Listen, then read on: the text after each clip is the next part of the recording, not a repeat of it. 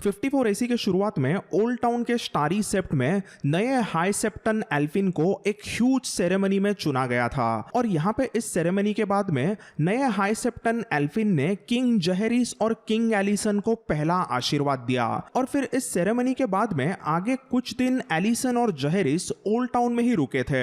Old town में आके king जहेरिस और क्वीन एलिसन को अभी ऑलमोस्ट 45 डेज हो चुके थे और इतने दिन ओल्ड टाउन में जहेरिस और एलिसन के पास में सिर्फ उनके किंग्स गार्ड ही किंग्स लैंडिंग से आए हुए थे। मतलब जहेरिस का किंग्स गार्ड जॉफ्री डॉगेट और एलिसन की लेजेंडरी क्वींस गार्ड जॉनक्विल ड्रेक। इसी के साथ साथ राजा के सेफ्टी के लिए लॉर्ड डोनेल ने उनके कुछ हाई टॉवर नाइट्स भी रखे थे।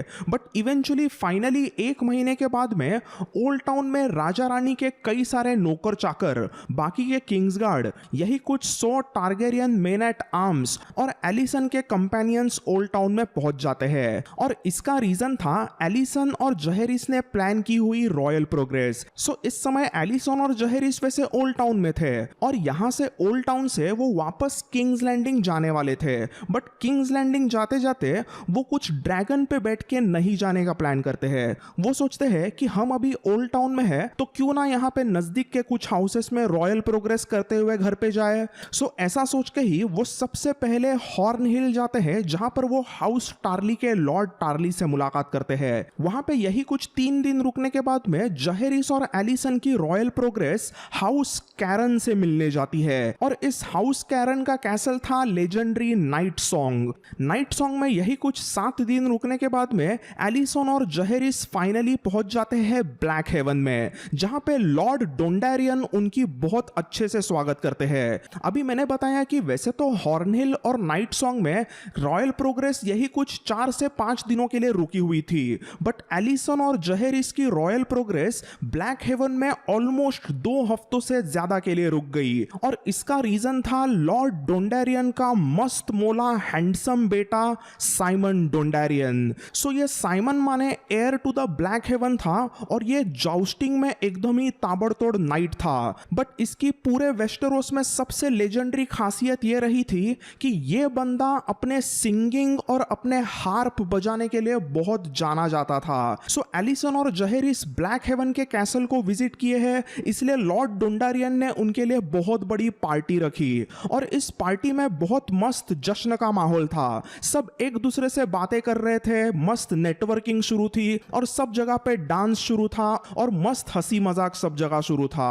ऑब्वियसली हमेशा की तरह खूबसूरत क्वीन एलिसन एकदम सेंटर ऑफ अट्रैक्शन बन चुकी थी और इतने में पार्टी में एकदम स्वैग में एंट्री मारता है साइमन डोंडारियन। वो अपना बड़ा सा हार्प बजाना शुरू करता है और वहां पे वो कुछ इमोशनल सॉन्ग्स गाने शुरू करता है। वहां पे वो कई सारे fallen heroes, age of heroes के जमाने के गाने और वो इवन फ्लोरियन द फुल और जॉनक्विल के भी गाने गाता है। साइमन डोंडारियन ने उस शाम को हार्प बजा बजा कर ऐसे खूबसूरत तरीके से सैड सॉन्ग्स गाए कि क्वीन एलिसन इमोशनल होके जहेरिस के कंधे पे सर रख के लिटरली फूट फूट के रोने लगती है।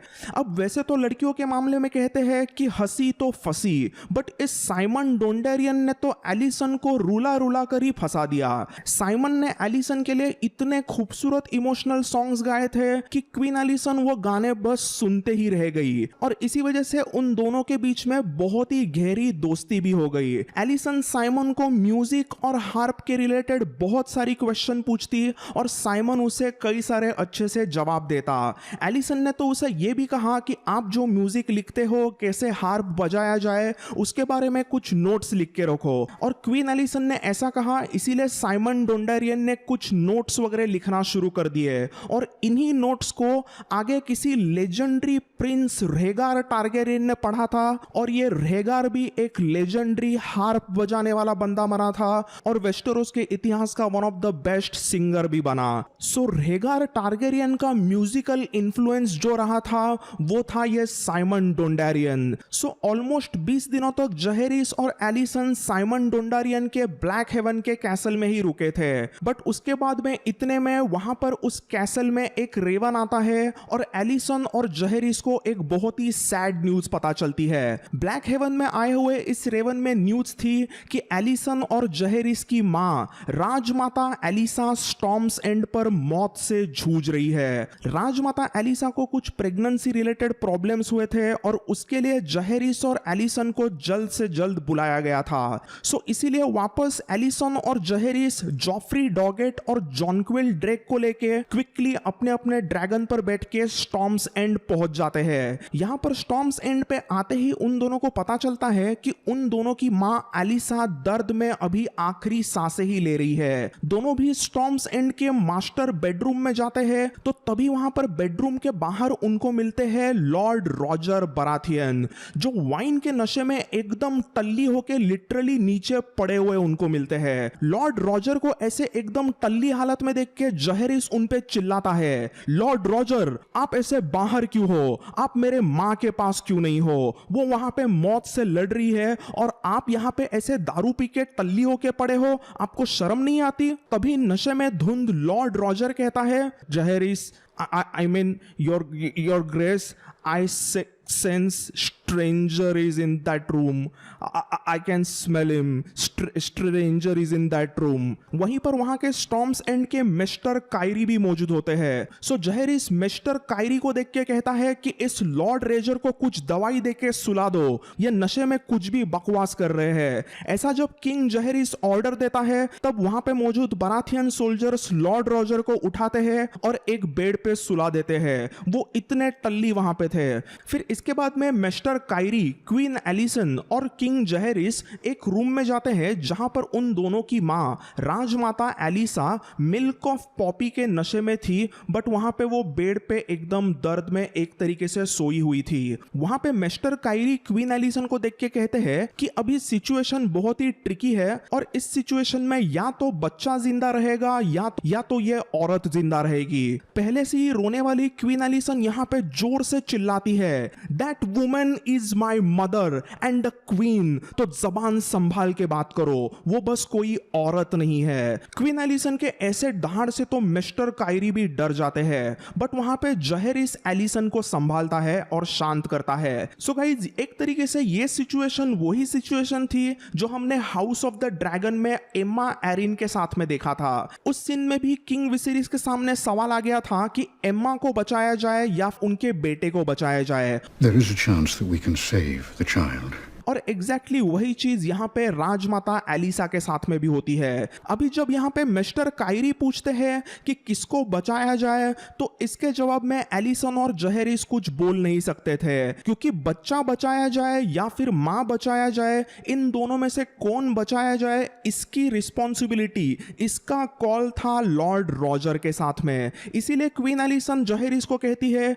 कि आप जल्द से रॉजर को यहाँ पे लेके आइए। जहेरिस, अभी यहाँ पे ये बच्चा बचेगा या फिर हमारी मां बचेगी इसका डिसीजन हम नहीं ले सकते, ये डिसीजन तो लॉर्ड रॉजर का ही है। इवेंचुअली जहेरिस के कहने पर वहां पे टल्ली रॉजर को लिटरली घसीट के रूम में लाया जाता है और यहाँ पे आने पे नशे में धुंध रॉजर एलिसा को देख भी नहीं पाता। जहेरिस वहां पे रॉजर को कहता है कि आप मेरी मां को बचाए या उसके बच्चे को बचाए, ये डिसीजन आपका है और आप बता दीजिए क्या करना है। तब लॉर्ड रॉजर रोते रोते कहते हैं, सेव माय सन। ऐसा कह के ये बंदा लिटरली रूम में से भाग के निकल गया। फिर इसके बाद में एक बहुत ही भयंकर ऑपरेशन होता है जिसका मैं वॉइस ओवर नहीं दूं तो ही बेहतर है। उस सब के बाद में क्वीन एलिसन को सन तो नहीं होता बट उसे एक बेटी होती है जिसका नाम आगे रखा जाता है जोसलिन बराथियन। ये सब होने के बाद में जहेरिस ने अपने माँ का सर अपने गोद में लिया था और एलिसन और जहेरिस वहां पे दोनों भी बहुत रो रहे थे। फाइनली कैसे तो राजमाता एलिसा वहां पे अपनी आंखें खोलती है और उसके सामने उसके बेटे एलिसन और जहेरिस को देख के वो इतने दर्द में भी मुस्कुरा देती है। यहाँ पे इतने दर्द में भी हंसते हंसते राजमाता एलिसा कहती है, बच्चों मेरा समय अभी आ गया है। एलिसन, जहेरिस, तुम एक दूसरे का ख्याल रखो, मेरे लाडले रहना को भी संभालो, उसका इस दुनिया में अभी कोई नहीं रहा। अब मेरा समय आ गया, अब मैं चली अपने विसेरिस और एगोन के पास में। ऐसा कह के राजमाता एलिसा वहां पे जहरिस के गोद में ही अपना दम तोड़ती है। उसी दिन शाम को राजमाता एलिसा के अंतिम संस्कार एकदम टारगेरियन रिवाज से किए जाते हैं और उनके चिता को वर्मीथॉर और सिल्वरविंग दोनों अग्नि देते हैं। सो इस तरीके से ईयर ऑफ द स्ट्रेंजर में और एक बहुत ही प्रोमिनेंट, बहुत ही लेजेंडरी फिगर की मौत हो चुकी थी।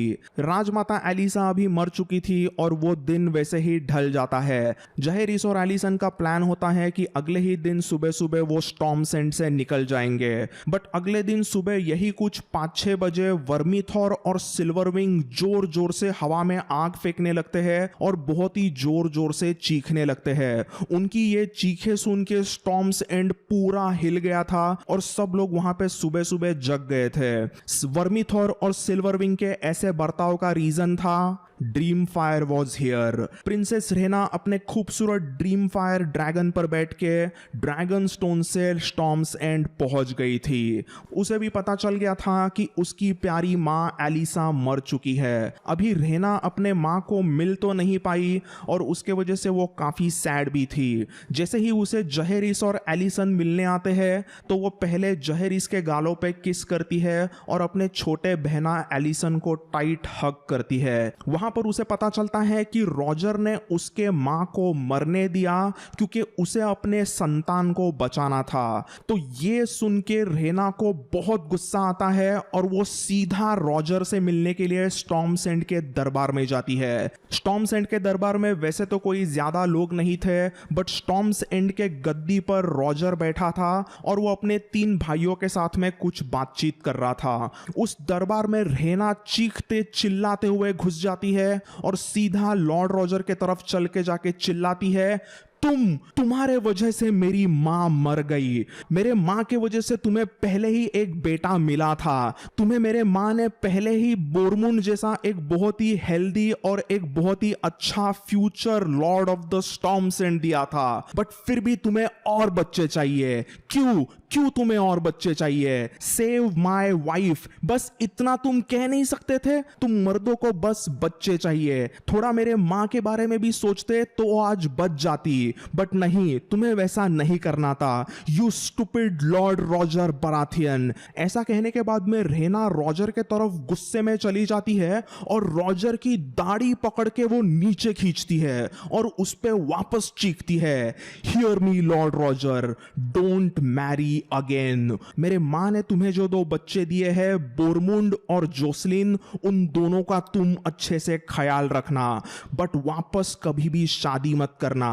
अगर आपने कभी वापस शादी की तो मैं ड्रीम फायर पे बैठ के पूरे स्टॉर्म्स एंड को जला दूंगी। ऐसा कहने के बाद में वो रॉजर की दाढ़ी छोड़ती है और वहां से गुस्से में निकल जाती है। इतना टाइम रेना के सामने रॉजर एक शब्द बोल नहीं पाते, उनकी पूरी बोलती ही बंद हो चुकी थी। बट जैसे ही रेना उनके दरबार से निकल जाती है तभी रेना के पीठ पीछे रॉजर अपने भाई लोगों को देख के कहता है, ये साली पागल औरत, जब से इसके ड्रैगन एग्स चोरी हुए हैं तब से ये सटिया गई है। Does she think she can frighten me? I am the Lord of the Storm's End. मैं इसके पुराने हस्बैंड मेगोर द क्रूअल से नहीं डरा था, तो इससे क्या डरूंगा? क्या ओरिन सही कहा ना मैंने? ऐसी सब बकवास करते करते लॉर्ड रॉजर पूरी तरह से कांप रहे थे और पूरी उनकी फट चुकी थी। जब उन्होंने ऐसी सब बातें उनके भाई ओरिन से पूछी तब बेचारे लॉर्ड ओरिन ने भी अपने बड़े भाई के बस हाँ में हाँ मिला दी। बट वहां पे मौजूद सबको पता था कि रेना ने लॉर्ड रॉजर की पूरी तरह से वहां पे बैंड बजाई थी। सो इस तरीके से गाइज ये स्टॉर्म्स एंड पर एक छोटा सा किस्सा होता है और इसके बाद में एकदम ही दुखी जहेरिस एंड एलिसन किंग्स लैंडिंग लौट आते हैं। किंग्स लैंडिंग लौट के आने पर जहेरिस वापस अपने स्मॉल काउंसिल के साथ में काम करने लगता है ताकि वो वेस्टेरोस को सुधार सके। वैसे तो एलिसन और जहेरिस ने अपने बड़े बहना रेना को भी वापस किंग्स लैंडिंग बुलाया था। उन्होंने उसको समझाया कि अभी आपके ड्रैगन एग्स भी चोरी हुए हैं, it's better that you come and live with us in Red Keep. But रहना अपने दोनों छोटे भाई बहनों की बात बिल्कुल नहीं सुनती।